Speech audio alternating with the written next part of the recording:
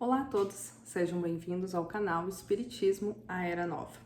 Hoje, nosso 33º episódio do livro que é o Espiritismo. Vamos trabalhar a questão de número 3, do capítulo do Padre. Antes de a gente iniciar a leitura e o estudo, eu vou abrir uma mensagem deste livro aqui, Caminho Espírita, por Chico Xavier, Emmanuel e amigos. Vou abrir aleatoriamente e ler a mensagem que cair. Caiu a mensagem de número 47, que diz: Saber e fazer. Em matéria de educação a nós mesmos, existe comumente um adversativo em nossas melhores definições. Vias de regra, afirmamos a cada trecho de nossa marcha espiritual: sei que a morte é apenas mudança e devo corrigir-me para a vida maior. Entretanto, estou sobre o cativeiro de inúmeras imperfeições. À maneira de árvore asfixiada pela erva de passarinho, e não consigo renovar-me. Sei que é necessário praticar o bem para que o mal não me ensombre as horas. Todavia, por mais que se me esforce, não chego a vencer a preguiça que me entorpece. Sei que é urgente estudar, melhorando conhecimentos a fim de entender os desafios do mundo e solucioná-los com segurança. Contudo, não tenho tempo.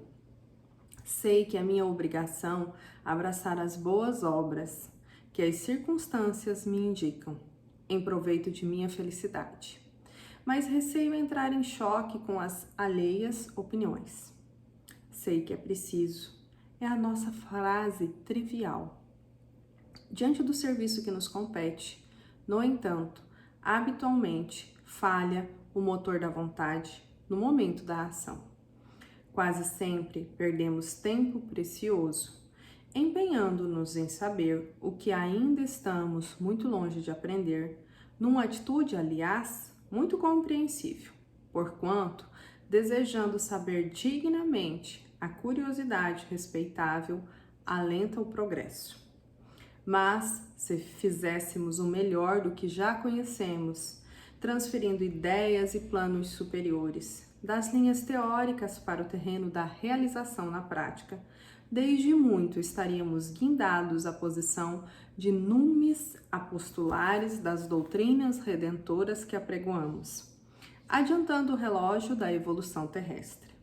Como é fácil de anotar, nós todos coletivamente examinados, criamos muitas dificuldades na Terra pela ânsia de fazer sem saber, mas agravamos consideravelmente estas mesmas dificuldades pelo atraso de saber e não fazer. Emmanuel.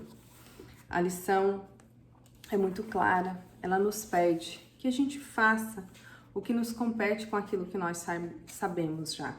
A gente não sabe ainda inúmeras coisas, não somos detentores de todas as ciências, de todos os conhecimentos, o que isso para nós também não seria possível, do nosso nível evolutivo, do nosso tempo, das nossas obrigações familiares.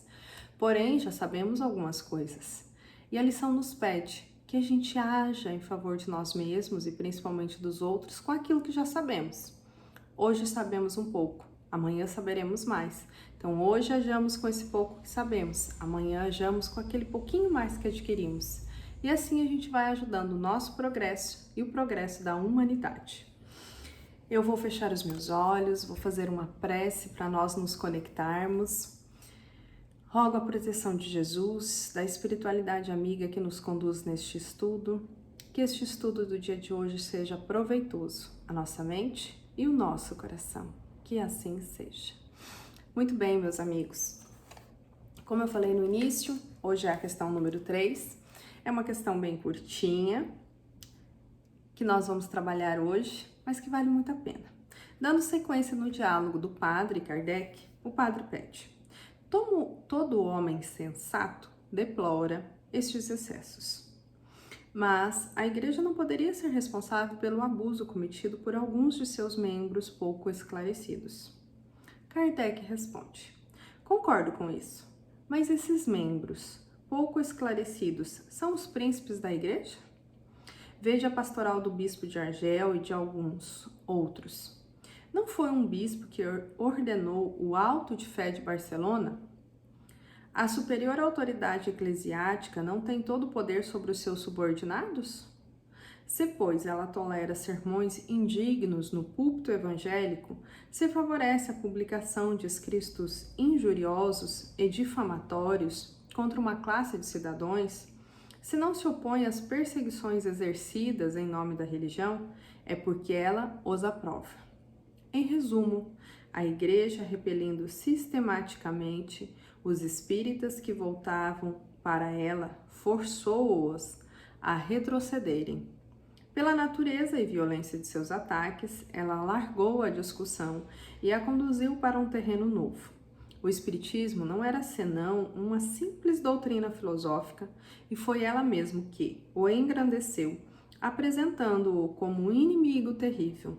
Enfim, foi ela que o proclamou como uma nova religião. Foi uma imperícia, mas a paixão não raciocina. Muito bem, antes de nós adentrarmos propriamente as explicações, nós vamos relembrar o que foi o Auto de Fé de Barcelona. O Auto de Fé de Barcelona aconteceu no dia 9 de outubro de 1861 em Barcelona, na Espanha. Kardec enviou vários livros, entre eles a Revista Espírita, Livro dos Espíritos, o que é o Espiritismo, para Barcelona, a fim de divulgar a doutrina espírita, que estava nascendo naquele momento e já tinha toda essa produção. Kardec desembolsou do bolso dele mesmo o dinheiro para pagar os impostos, mandou por navio, demorou essa viagem. Quando chegou lá, o bispo Antônio Palau Termes, sobre a alegação de que a Igreja Católica é universal e os livros são contrários à fé católica, o governo não pode consentir que eles venham pertencer à moral e à religião de outros países. Ele recusou esses livros lá e mandou queimar em praça pública. Foi queimado, foi assistido por sacerdotes, por escreventes, por funcionários da administração da alfândega, visto que isso foi já na alfândega, né, que eles pegaram os livros, e por uma multidão de curiosos. E a fogueira lembrava a Inquisição, e esses curiosos, né, essas pessoas normais, gritavam, abaixo a Inquisição. Eles reviviam, né, nesse sentido, as fogueiras do Santo Ofício. Porém, Kardec, lógico, ficou chateado e tudo, e a espiritualidade falou, calma, isso vai ajudar o espiritismo. Kardec, no episódio, comentou o seguinte, graças a esse zelo imprudente, todo mundo em Espanha vai ouvir falar do espiritismo e quererá saber o que é. É tudo o que desejamos. Podem se queimar os livros, mas não se queimam as ideias. As chamas das fogueiras as superexcitam em lugar de abafá-las. As ideias, aliás, estão no ar e não há pirimeus bastante altos para detê-las. E quando uma ideia é grande e generosa, ela encontra milhares de peitos prontos para aspirá-la. Ou seja, o que era para ser, na visão da igreja daquele momento, um ato de barrar a divulgação da doutrina espírita, foi, na verdade, o contrário. O efeito foi o contrário. Porque a curiosidade foi tão grande, tão imensa da população, porque eles pensaram assim, por que estão queimando? O que tem nesses livros?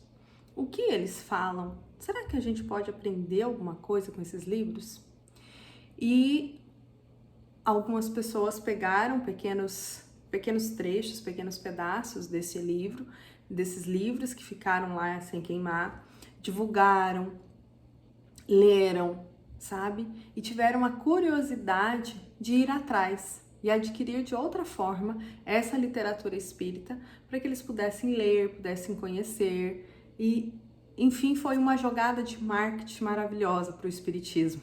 Falando em termos atuais, o que era para ser ao contrário, soou como favorável, porque despertou a curiosidade alheia, né? E o que Kardec falou, os livros podem ser queimados, são apenas livros, porém as ideias permanecem. Qual que é a ideia que permanece?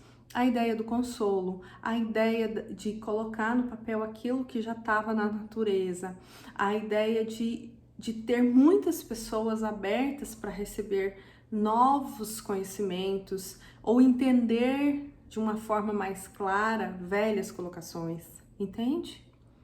Então, o Alto de Fé de Barcelona foi esse episódio, aconteceu desta forma e teve como consequência isso que nós colocamos, a divulgação mais rápida da doutrina espírita dentro da Espanha. Então, todo mal, invariavelmente, produz um bem, porque tudo está sobre o domínio de Deus, né? O comando de Deus, nosso Pai. Então, o Alto de Fé de Barcelona estava sob o comando de Deus, nosso Pai, e precisamos também lembrar que Deus está acima e Jesus autorizou os espíritos a virem e colocar a doutrina dos espíritos como consolo para a humanidade, né? Fecundar essas ideias no nosso coração, no nosso intelecto, para que a gente vá expandindo a nossa consciência de que existe vida além disso que nós vivemos, de que sim, existe vida em outros mundos, sim, o espírito é imortal, esse espírito que se comunica, né? Esses espíritos que a vida persiste após a morte, que não acontece um milagre depois que morremos, continuamos pensando e sendo quem somos, que existem categorias diferentes de espírito, assim como existem de homens. Então veja quanta informação, quanta coisa que nos engrandece, que abre o nosso campo de percepção, que faz ver a gente ver a vida mais de cima, de uma maneira diferente. Então, a importância da doutrina espírita para o mundo e as doutrinas espiritualistas são muito grandes, principalmente de consolo, né? Para que a gente possa olhar além do material, olhar além do nosso corpo de carne. Não somos apenas o que tocamos aqui no nosso corpo de carne, somos também aquilo que sentimos, somos aquilo que expressamos, somos também fruto do nosso esforço e boa vontade perante a vida em todos os sentidos. E nos voltando aqui para a resposta de Kardec, a gente vai tecer alguns comentários, tá? Kardec vai fazendo algumas indagações ao padre, né? Se a igreja não é responsável pelos abusos, a igreja cometeu esses abusos. Por quê? Por paixão, porque a paixão ela não raciocina. A paixão é aquele fogo que vem, que quer conquistar, ou nesse caso ali destruir, nesse sentido, ou barrar, né? A paixão é diferente daquele amor que você constrói, que você convive, que exige esforço, sabe? Nesse sentido.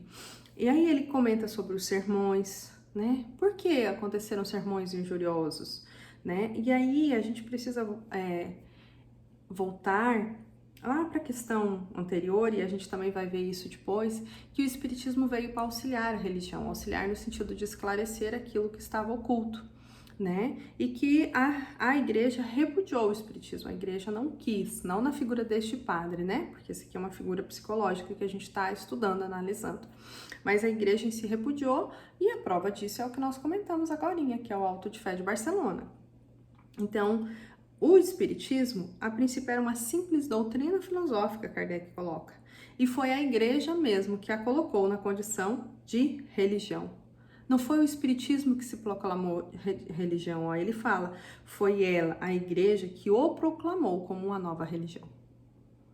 Entende? Então, e que foi uma imperícia, ou seja, não haveria necessidade disso, né?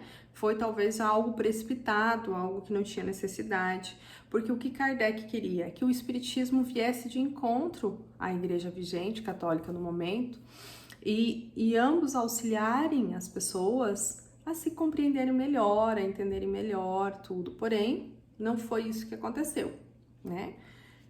Então, tá tudo certo como está, o Espiritismo segue, a religião segue, né? A religião católica, e cada um com a sua moral, com a sua filosofia, cada um da sua forma. Mas, finalizando aqui o nosso raciocínio, a gente precisa sempre lembrar que Deus está em todos os lugares, está em tudo, está em todos, né? Deus está na igreja católica, na evangélica, está no budismo, no espiritismo, no espiritualismo e em diversas outras religiões, em todas as religiões que fazem o bem. Deus se encontra. E sempre vamos encontrar consolo quando nosso coração encontra a paz, a leveza daquilo que Ele escolheu. Porque cada um de nós vai pertencer ao lugar que se sentimos livres. Se nós nos sentimos livres, no nosso livre-arbítrio, no nosso pensar na religião católica, que assim sejamos católicos. Se sentimos livres sendo espíritas, que assim sejamos espíritas. Vai depender de cada um, né? Da liberdade, do arbítrio, do livre-arbítrio de cada consciência, de cada um. Cada um está na experiência religiosa que escolheu e que necessita estar. E está tudo certo como está. O que importa é que Deus é Pai de todos nós e estamos sempre regidos pela sua misericórdia infinita. Então, por hoje é só um estudo mais curto, mais breve, mais leve, mas que tem muitas informações, que faz a gente pensar e refletir sobre, não é mesmo? Eu vou fazer a nossa prece de encerramento. Mestre amado Jesus, gratidão pela sua luz, gratidão por ter estado conosco. Pedimos que cada pessoa conectada conosco receba neste instante uma chuva de paz, de luz, de bênçãos e muita saúde. Fica conosco nos abençoando a cada instante. Que assim seja. Gratidão a todos. Até mais.